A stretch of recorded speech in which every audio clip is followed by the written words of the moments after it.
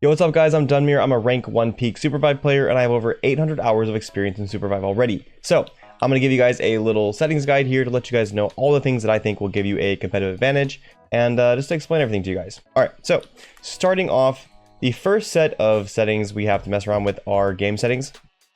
And I'll just jump right into all the important things, let you guys know what's really important, etc. Right, so the first thing you want to have is you want to show aiming laser on. You're going to keep that on. If you don't, you're just not getting as much of a set of information about where you are, right? And this is really important because, you know, when you're walking around, whatever, you're on the same plane. But when you fall into the abyss like this, it's going to aim from where your actual hitbox is and your actual like firing location is, which is this red thing here, so that you can actually hit people effectively. I mean, that was a distance issue, but you know. There you go. Right, so you're gonna want to keep that on. That's really important. And then I like to have limit aiming laser to cursor off. If you have it on, then you're not gonna be able to know your max range as well. And it just doesn't give you quite as much information. And it's not really an advantage to have it off in general. This will just give you a little bit more information about like where you're max aiming at, and just you know, for minimal cost otherwise. Right. So that's really important to have. Show character ground circles is extremely important. This is going to give you a circle around yourself to help you know where you are, right? Just so when you're jumping off of this, knowing where your actual hitbox is, because the circles are your true hitbox. It doesn't have anything to do with your character model. But more importantly, it's going to let you see where enemies are, right? Just if they're, you know, higher up in the air or something like that, or if they're doing something like jumping, like for example, on a character like Bishop, let me get it. Bishop, if you're up in the air like this, you know, it's just going to help you see someone just a little bit earlier, more consistently, right? So that's extremely valuable to do. All right. These settings are, you know, put them on if you need them, when you need them, etc. Whatever. All right, so on to keybinds. Keybinds are mostly just going to be based on your personality and what you like doing. Specifically in terms of that, just whatever you feel like. But there are a couple things that are important to notice in here, and the first one of these is that the jump and glide can be separately bound, right? So I personally don't use this because it costs an extra keybind slot that I want to use for other things, but you can use this if you're maybe playing on higher ping, or you don't trust yourself as much, or you're getting used to gliding or whatever. But it can be very useful in situations like where you are standing on a breakable platform. This isn't one, but if there was one, right, and it breaks underneath you, right as you jump, that jump on the normal settings would insta glide you, right? And then you would get spiked, right? So you do have to be careful about that if you're not using the setting. But if you are, then go ahead and just swap it on over. An important thing to know for the abilities and all the keybinds, is that there aren't character specific keybinds, so they will all affect everything, right? So you have to kind of play around and like be careful getting too used to a set of keybinds that you like a lot in one character that are really awkward for the other ones that you play. So go through and just mess around with characters you like, test them. A lot of things will cross over, like, you know, all of the this is my like ability 3 is the movement cooldown. All of the standard movement cooldown will be on this one. So for me, I put on left shift if I'm an Overwatch player, right? So it'll get you, like, those will stay consistent, but keep that in mind. Something that's also important to notice is that you can actually put double key bindings on each thing by pressing the plus sign here. It doesn't really look like you can, but you can. And so I like to have different settings for my powers here. This one I use to transition from using my thumb mouse button to Q for this power. But I'm potentially going to be messing around with having 2 key bindings for each power. On the left and right side of my WASD, so I can move both directions when I want to and I press it. So there's some fun things you can do with that. And yeah, there's nothing else really here other than just understanding and binding things like you like them. All right, so moving on over to the video settings. Nothing too crazy here either. Frame limit, etc. I have mine because 144 hertz only, and I'm trying to keep my performance on my PC down because I'm using a gaming laptop, and so it's not super good and it's risking overheating. But you know, just going ahead and set it to whatever your refresh rate on your monitor is. and you'll be chilling. Show FPS, valuable if you want to know what you're at. Vertical sync, don't use it unless you're getting consistently under whatever your monitor refresh rate is. That's the way to go for that one. Otherwise, you'll get more value. Like, it adds input lag, I believe, so not ideal. Dynamic global illumination will take a little more costs on your computer, so don't use that if you don't need to, or if you struggle with some of that stuff. You can mess around with extra colors, color division efficiency stuff. So yeah. For the actual settings, I just have mine all on low, like I said, except for view distance quality, which I believe is a little bit important to bump up a little bit. It'll make the game a little bit less pretty. You can go ahead and mess with some things like making your effects quality higher, like, and see how that changes things. But the game is still really pretty on low settings, so I can, if you're struggling with frames or whatever, then just go ahead and use that, and you'll get max frames by having all on low. Okay, so I also mess around with a little bit of sharpening here, just to make my game a little bit crisper when I'm on lower settings. I don't really like the higher setting though, so I keep it on light. And I don't really think it has a huge performance hit, so it's kind of a good way to buff some of that stuff. All right, so audio, nothing important here really. Voice comms, maybe you'll get your ears blown out by your teammates, whatever, might want to lower that a little bit, but you can't, there's not really a lot of good options right now in terms of like bumping down certain settings so you can hear footsteps better and things like that. So not much to mess around with there. Definitely nothing in voice either. This is all just your audio settings. Turning team voice on. Though it is important to know that like you have to like turn on your team voice and party voice. So like if you can't hear your teammates or whatever, your randoms you're playing with, like this is what's going on. So you need to mess with that. All right, so now here's the really important stuff. And all has to do with your camera settings. A lot of people don't mess around with these, but they're very, very, very valuable. And this is like the most objective benefit you can get from all of your settings. So first thing you're going to want is glide zoom out. It's just better. As soon as you glide, your camera zooms out just a little bit, gives you just a little bit of extra ability to see what's going on around you. So it's just always helpful to have. But smooth corrections, you're going to want that off.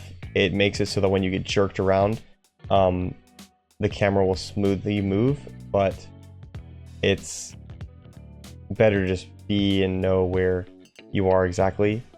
So you don't really need that unless you're having issues with like feeling sick, and if you do, then that's that, right? All right, but the actual really important stuff has to do with dead zone, max zone, pan distance, and these settings right here. So you're gonna have the first setting, which is dead zone. The dead zone refers to how far from your screen in percentage you can go before it starts moving, like panning the camera, right? Because having the ability to pan the camera is a big deal. It just lets you see more, it lets you fight better. Like imagine there's people underneath me right now.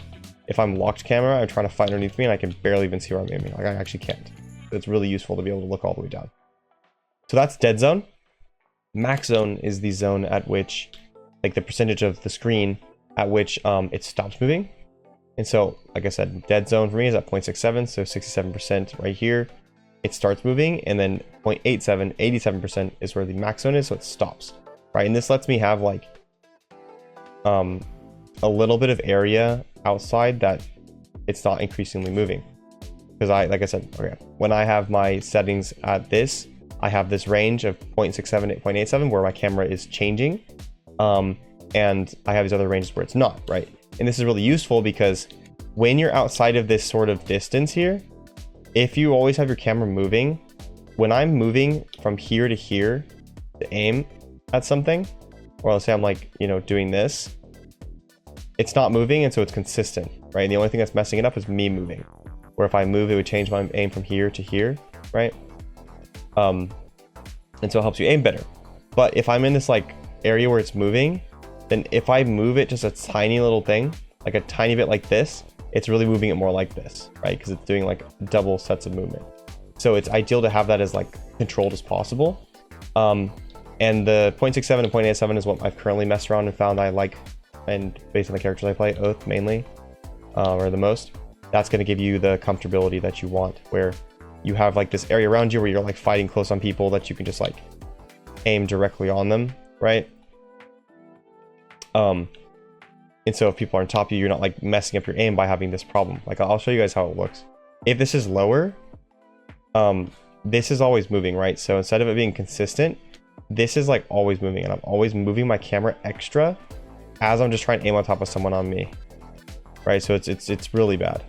And if I were to have like the max zone like halfway, it's just like messing my camera up a lot. So it's really, really bad. Like this is like #1 way to screw yourself over with your camera settings. I put that at the wrong one. 0.6, like hello. Okay.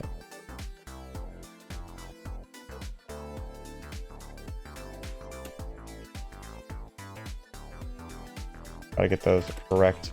Anyway, and this is extremely, extremely valuable. You're gonna want to have your pan distance at 100%, so you can just have your max movement distance.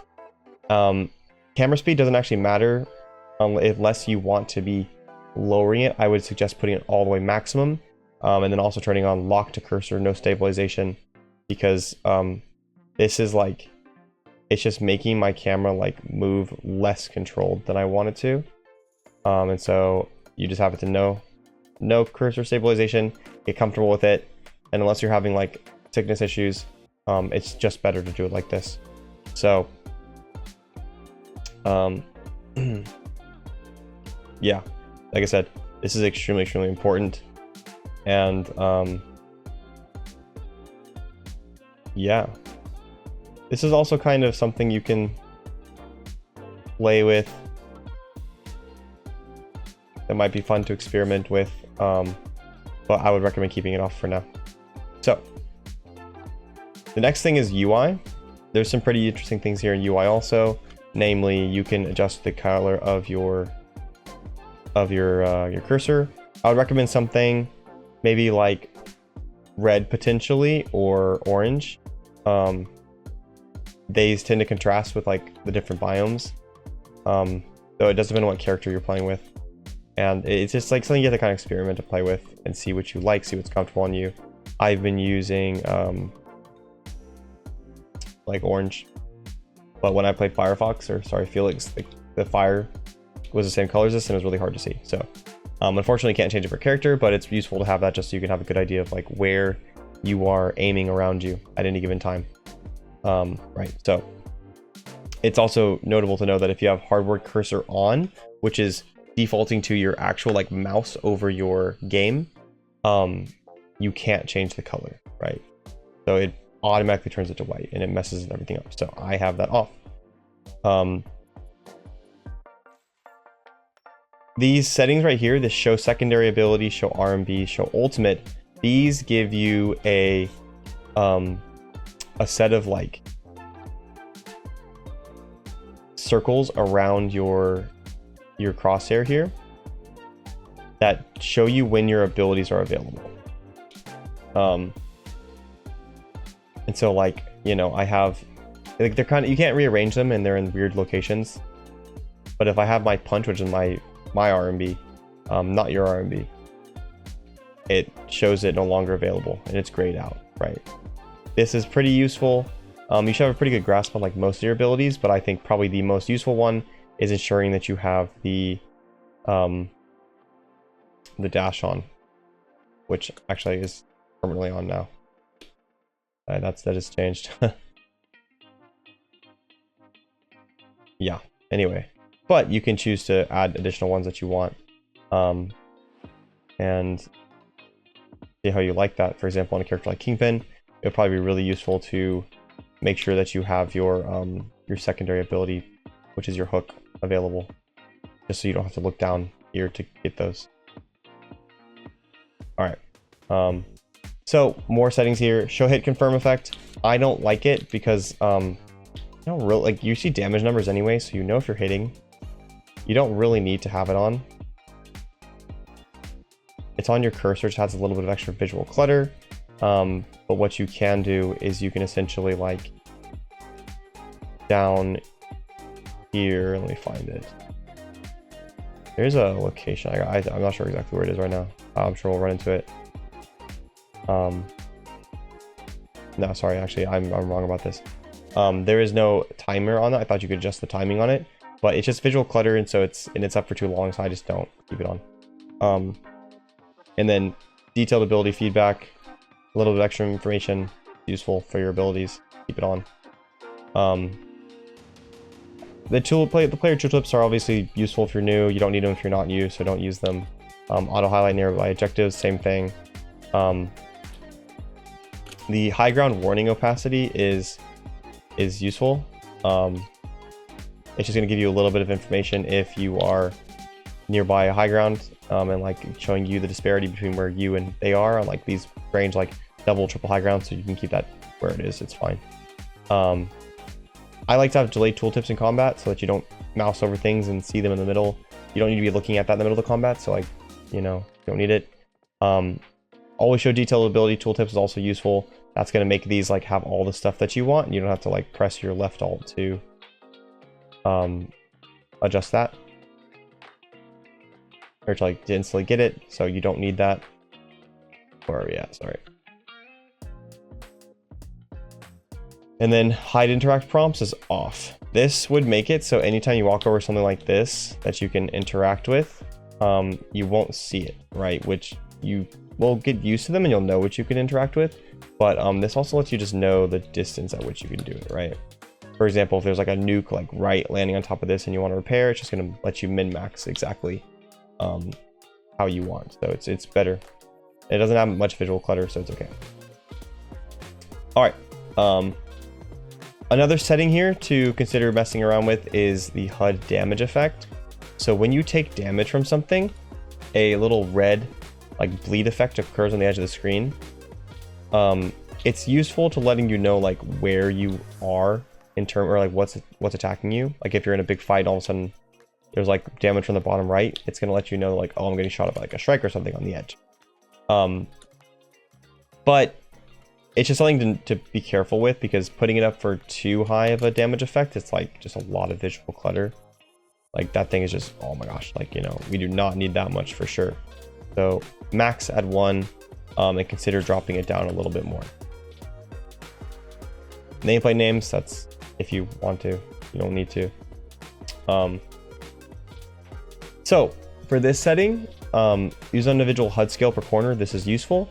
It lets you just give exacts for how you want the size of the minimap, size of your character and abilities, the bottom right stuff, and then when you're in a regular game, it would be your like the showing how many teams are alive in the game and stuff like that.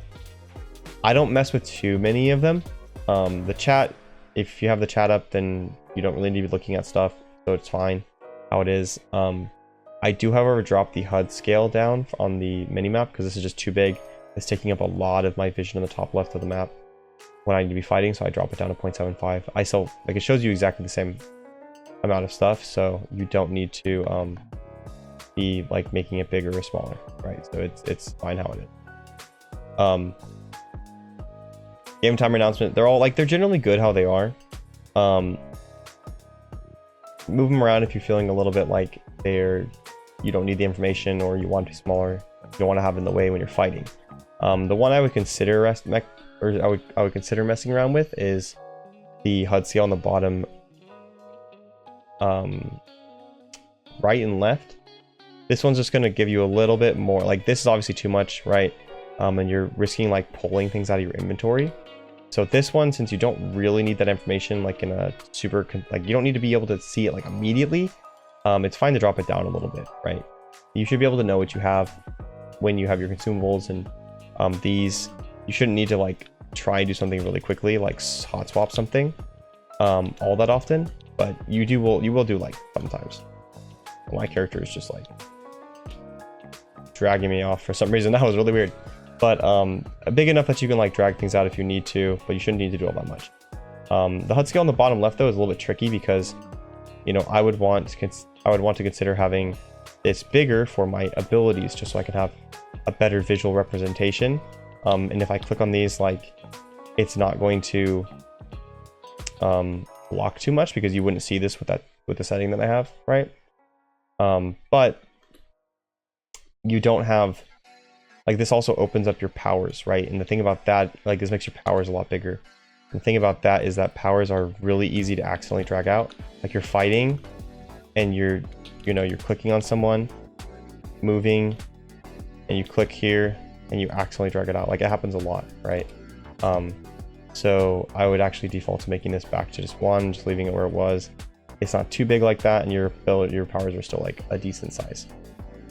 And yeah, so the rest of the things here are just stats to like tell what's going on. The, you know, your FPS here, that is already in the game, so you don't really need that, but having your round trip time, which is your latency, and maybe some other things that you want to test out is pretty useful to understand. So yeah, guys, thanks so much for watching. Give me a subscribe if you enjoyed the content. I'll be streaming and making a bunch more stuff. So yeah, guys, thanks so much for watching again. Cool.